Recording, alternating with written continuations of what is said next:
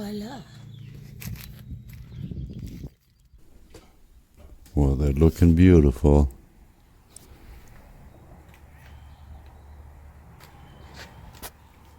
And I do like that name.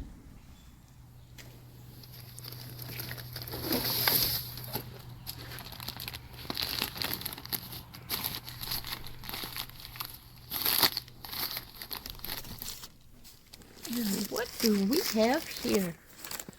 We have the Sunbelt Soul. And besides that one, we have Veranda Mango, Miss Congeniality, Burlesque, Stars and Stripes Forever, Angel Face, and Nelson Mandela. Oh, and 2 John Davis climbing roses, and they all look wonderful.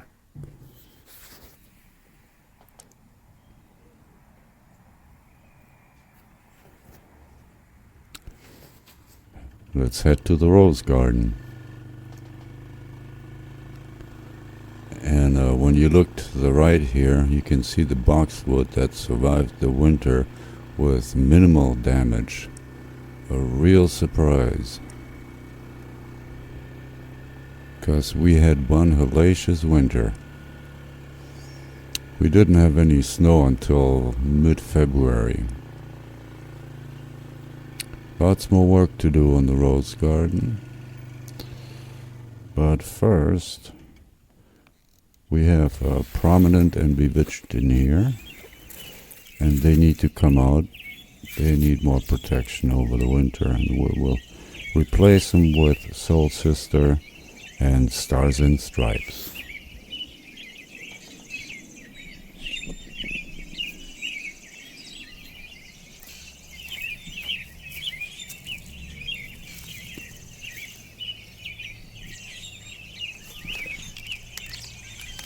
Well, let's see what the roots look like.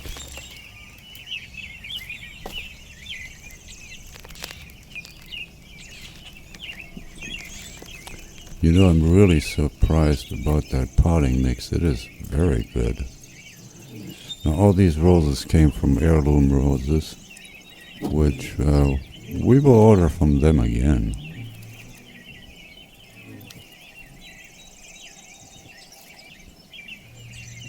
And that one is in.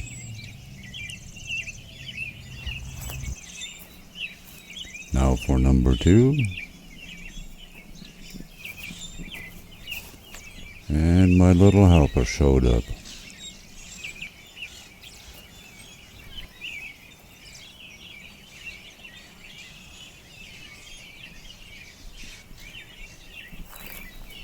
And she is so happy winter is over, just like me.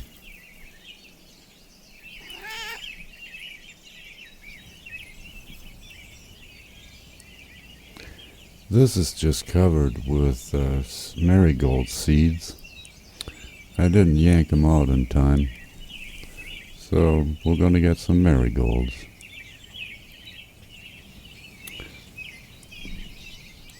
Now there's 2 roses that go in here, Miss Congeniality and Angel Face, to replace the piece that's over there.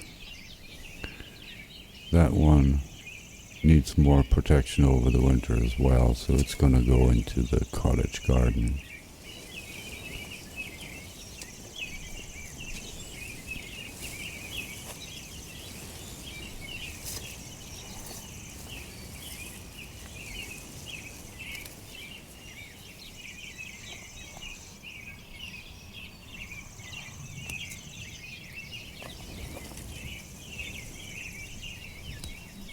There she is.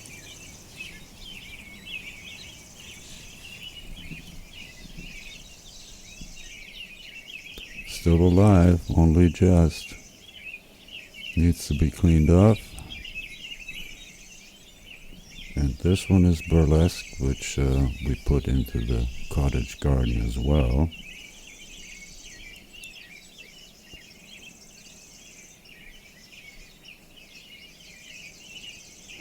These are the plants we kept outside over the winter, and about halfway through the last winter, we moved them down here to get them out of the wind and out of the sun. Because, like I said, we didn't have any snow, and the forecast was 20 below and 30-mile-an-hour winds. The thuja came through unharmed. It can take quite a bit of harsh weather.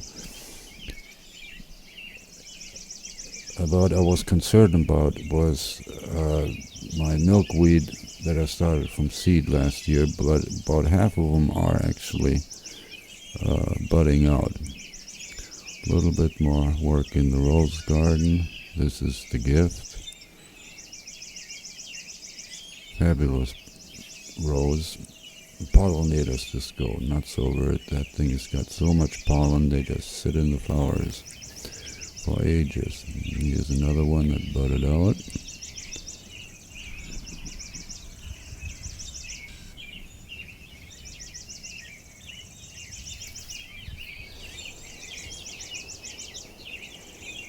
This is Hans Christian Andersen. Beautiful red rose, well behaved. Very surprising that there's only one I think may not have made it. So after last winter, that's pretty good. Now this is an ash tree, so I should pull this out, but I hate to do it, so I'm just gonna do some coppicing with it. And I got the idea from the garden at this castle. So instead of getting rid of the tree, you coppice it and it looks like this. Now if you let it grow taller, you can actually have shade trees, like at this garden inside this castle, which this castle gave me a whole new idea for another project. So here you can sit underneath in the shade, have all these trees, but you don't have to deal with a big old tree that's 60 feet tall. Now there's something really spectacular. This is a wisteria that on the label it says it was planted in 1840, which makes it 185 years old. That's pretty impressive. This tree is not quite that old. I did some grafting on it last year, which I featured in a video of 3 projects. And let's have a look. And there we are, it's still alive. Now we're not gonna get any apples on these, but I don't care, I'm just happy this worked.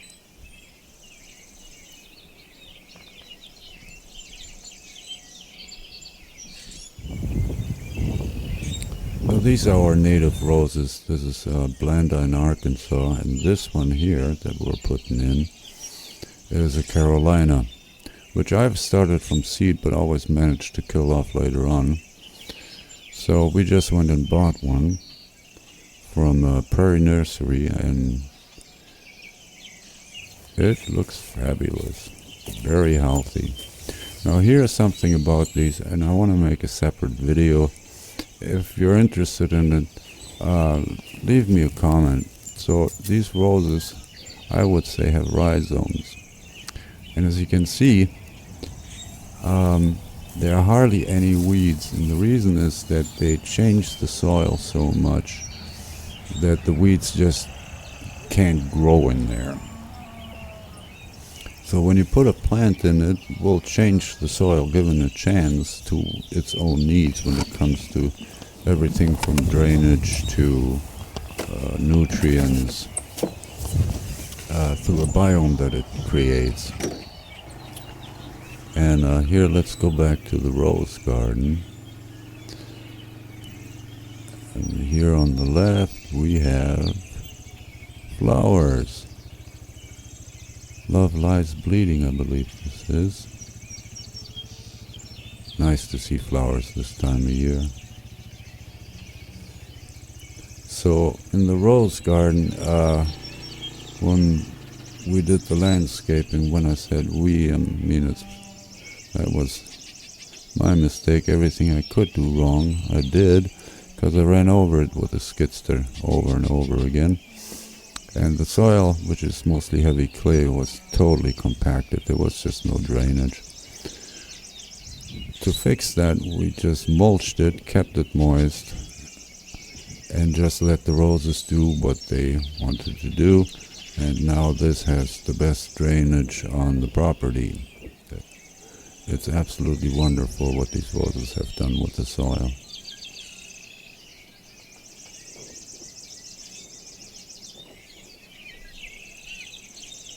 I don't know if the boxwood will survive here, or they'll survive, but I don't know if they'll thrive. It's pretty dry. Well, this is the Belgian fence, which needs pruning and tying up. But when you watch the video, the first video about these, they look much, much better now.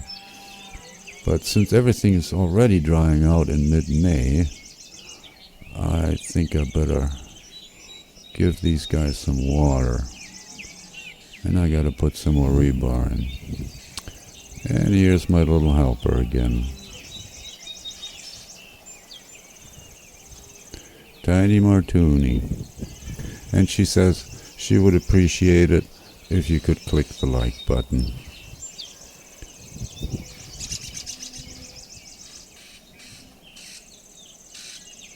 Now here, this is Engelmann grown on the side of the house. And we do that, well, because we like it, and also it keeps the house in the shade and we don't have to run the air conditioner.